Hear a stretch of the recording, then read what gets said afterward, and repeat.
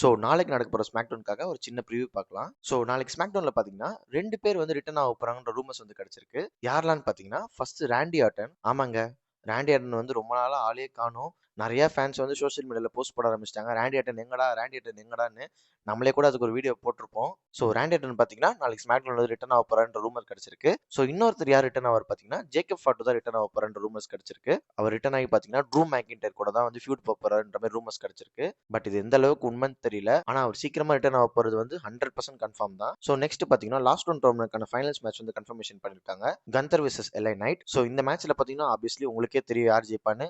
கந்தர் தான் வந்து ஜான்சனோட final opponent. இது டோர்னமெண்ட் ஸ்டார்ட் ஆகிறதுக்கு முன்னாடியே அந்த ரூமர்ஸ் வந்துருச்சு. ஸோ அதை வெயிட் பண்ணி பார்ப்போம். நெக்ஸ்ட் பார்த்தீங்கன்னா 2 செக்மெண்ட் வந்து கன்ஃபர்மேஷன் பண்ணிருக்காங்க. கோடி ரோட்ஸ் வந்து அப்பியரன்ஸ் ஆக போறாருன்னு. ஸோ வார் கேம்ஸ்ல வந்து கோடி ரோட்ஸ் டீம் வந்து லூஸ் ஆச்சு இல்லையா? ஸோ அதை பத்தி ஏதாவது பேசலாம். நெக்ஸ்ட் பார்த்தீங்கன்னா ஜெட் கார்கிலுக்கு வந்து ஒரு செக்மெண்ட் கொடுத்துருக்காங்க. போன வாரம் ஸ்மாக்டவுன்ல பார்த்திருந்தீங்கன்னா செல்சி கிரீன் வந்து அவங்க யூஎஸ் சாம்பியன்ஷிப் செலிப்ரேஷன் பண்ணும்போது ஜெட் கார்கில் வந்து அதை இன்டர்ஃபியர் பண்ணி செல்சி கிரீனை வந்து அட்டாக் பண்ணிருப்பாங்க. ஸோ அதுக்காக ஒரு செக்மெண்ட் வந்து கொடுத்துருக்காங்க. இது இல்லாம பார்த்தீங்கன்னா யூஎஸ் சாம்பியன்ஷிப் ஓப்பன் சேலஞ்ச் இருக்கும். கண்டிப்பா இந்த வாட்டி டொமாசோ சாம்பா என்ட்ரி கொடுப்பாருன்னு நான் வெயிட் பண்ணிட்டு இருக்கேன். ஏன்னா அவரும் வாரம் வாரம் வருவாருன்னு நான் நினைக்கிறேன். ஆனா அவர் வரமாட்டாரு.